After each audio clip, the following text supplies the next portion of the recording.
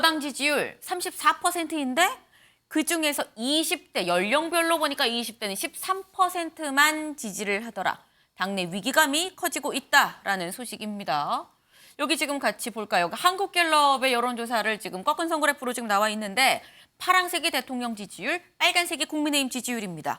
대통령 지지율은 좀 내려가고 있는 가운데 국민의힘 지지율은 좀 천천히 내려가고 있죠. 그러다가 갑자기 여기서 지금 뚝 떨어졌습니다.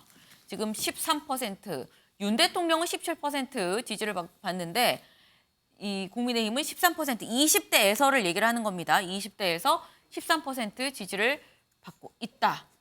노동개혁은 미래 세대를 위한 거다. 대통령실 청년 지지를 좀 기대를 하지만 MZ세대는 실용적 가치가 우선이다. 네, MZ세대 지금 나왔습니다.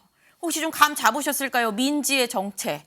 민지의 정체 뭔지 짧은 영상 보고 오겠습니다. 민지한테 연락이 왔어. 요즘 MZ세대가 이런 것 때문에 힘들다는데 이거 우리가 좀 나서야 되는 거 아니야? 아니 학생들이 코로나 때문에 취업 걱정도 되고 휴학까지 생각한다는 거야. 채용 공고나는 곳이 이렇게 없어서 어떡하나. 결혼하고 싶어도 살 곳이 없다는데 이런 거 좀 우리가 시원하게 해결해 주자고. 야, 민지가 해달라는데 한번 좀 해보자. 같이 하면 되잖아. 네, 야 민지가 해달라는데 한번 해보자 라고 윤 대통령이 후보 때 했었던 얘기입니다. 민지, MZ세대를 얘기를 하죠. 지금 2030 세대를 또 통칭하는 얘기이기도 한데 홍석준 의원님. 네. 지금 저희 당내 위기감이 지금 커지고 있다라는 제목입니다. 실제로 국민의힘 내에서 2030 MZ세대에 대한 어떤 위기감이 좀 있나요, 실제로? 예, 사실 그 지난 대선 때도 그렇고 네. 20대, 30대가 사실 이제 문재인 정부 때 그 조국 전 장관의 있던 내로남불이라든지 특히 또 문재인 정부 때 국가 부채를 엄청나게 키워서 결국 이제 지금의 청년 세대가 다 부담을 하게끔 만드는 거라든지 또 연금 개혁을 뭐 안 한 거라든지 이런 것들이 사실은 많은 20대, 30대의 어떤 불만을 좀 가져왔고 그것이 이제 국민의힘과 윤석열 정부를 이제 만드는 데 큰 역할을 저는 해왔다고 믿고 있는데 네.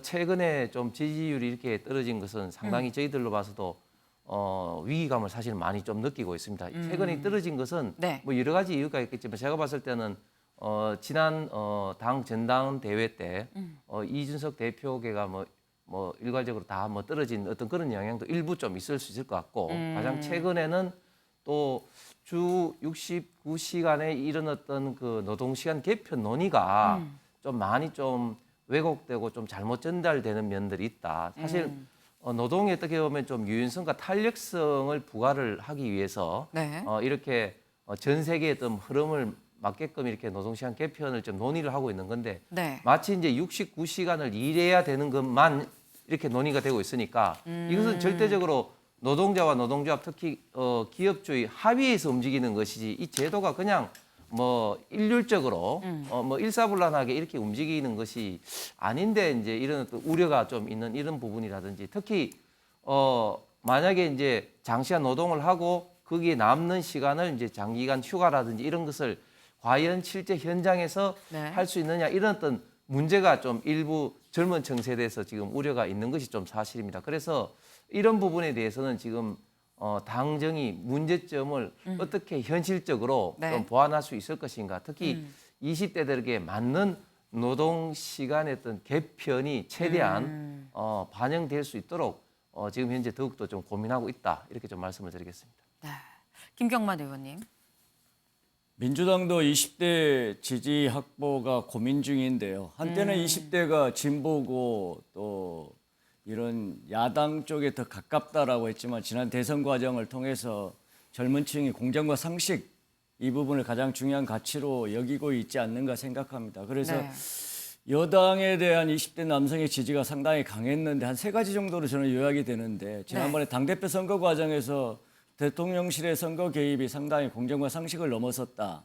그다음에 최근에 그 한일 외교전에서 나타난 우리 측의 여러 가지 그 불공정한 부분, 예를 들어 강제동원 제3자 배정 방식, 그리고 일본의 그 수출 규제 조치를 우리가 선제적으로 WTO 해제했지만은 화이트리스트 배제는 여전히 존재하고 있고 또 그러면서 지소미아는 완전 정상화해 있고 이런 국민적 자존심 이런 부분도 청년들한테 미치는 영향이 크다고 생각하고요.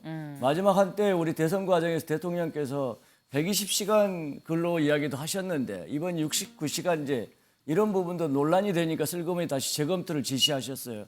이 부분은 또 우리가 만 5세 입학 과정 이 부분도 추진하다가 슬그머니 또 다시 한번 재검토를 지시하셨는데 모든 정책이라는 게 대통령실에 또 대통령께 보고를 하고 추진하는 것인데 네. 그런 부분이 마치 또 이 부처의 잘못인 것처럼 이렇게 하는 부분도 청년들에게 비치는 모습이 부정적이지 않았나 이렇게 생각을 합니다. 네, 지금 김경만 의원님이 국민의힘에 지금 20대 지지율이 낮은 이유에 대해서 조목조목 세 가지를 지금 꼽아서 말씀을 주셨는데 말씀 중에 홍 의원님도 김 의원님도 이 지금 말씀을 주신 게 이번 전당대회 때를 좀 얘기를 했습니다. 전당대회 때 이준석계가 전혀 없어졌다. 지금 전혀 당선이 안 됐다. 그런 영향이 또 있지 않겠느냐라는 말씀을 주셨는데